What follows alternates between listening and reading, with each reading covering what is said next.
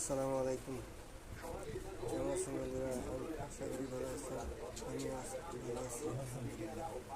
বন্ধুরা, আজকে গুরু music B310E এই ফোনটার ডিসপ্লে লাইনের যে রেবনটা সেটা কেটে গেছে, এটা জানতে হবে যে পয়েন্ট দুটো সেটা। বন্ধুরা, এই পাশ থেকে 5 নম্বর পয়েন্টটা হচ্ছে ডিসপ্লের এলইডির কে পয়েন্টে।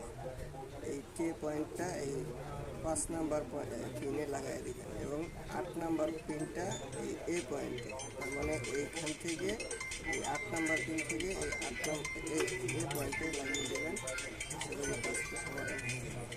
বন্ধুরা, দেখুন আমি কাজটি কমপ্লিট করছি এবং এখন অন করে দেখাবো।